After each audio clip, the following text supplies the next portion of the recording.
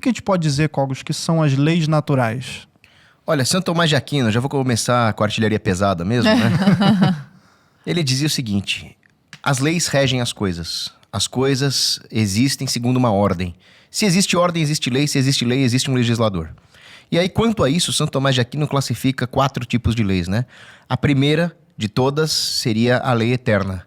É como Deus criou o universo. É a ordem cósmica que a tudo permeia, né? Em segundo lugar, existe a lei natural, que é a participação dessa lei eterna na nossa razão. É o que o homem, com a sua razão, consegue aprender das leis eternas. Depois existe a lei divina positiva, que é aquilo que Deus escreveu como mandamentos para que o homem pudesse ter uma relação ética com Deus. Um bom agir em relação à salvação da sua alma. E existem as leis positivas, que são importantes, que são as leis humanas. Então, por exemplo, se você tem aqui algum regimento interno da Brasil Paralelo que as pessoas têm que seguir, é uma lei humana positiva necessária ao bom funcionamento de uma empresa, que por sua vez é necessária ao bom funcionamento da sociedade.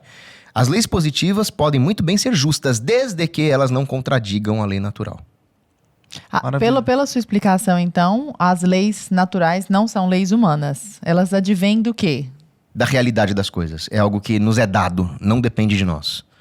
É como se fosse uma analogia com as leis da física. Eu posso ter, por exemplo, normas técnicas para a construção de um avião, para a verificação das normas de segurança. E isso, as agências reguladoras, as empresas e as seguradoras podem fazer as suas leis humanas nesse sentido. Mas eles não podem mudar as leis da física. É tão natural quanto a lei da gravidade, basicamente. Exatamente. Só que você está trazendo, claro, um exemplo, uma resposta.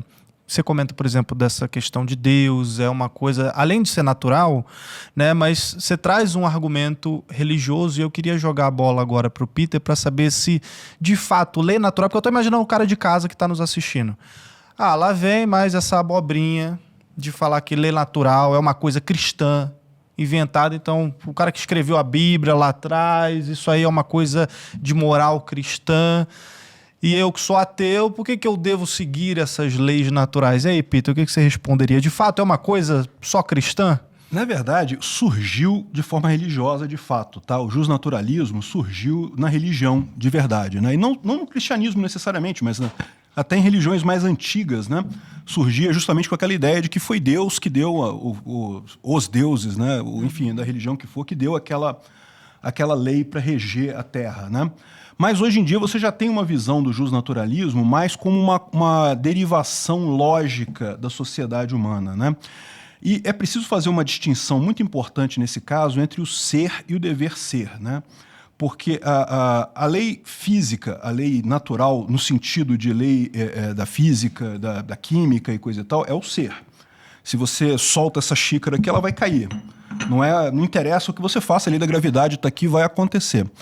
A lei que a gente está falando é a lei do dever ser, é a norma, né? Ou seja, aquilo que você deveria acontecer. Lógico que não vai acontecer sempre, mas a gente deveria ter isso para uma sociedade organizada, para uma sociedade próspera, para uma sociedade que respeite, né, as necessidades humanas.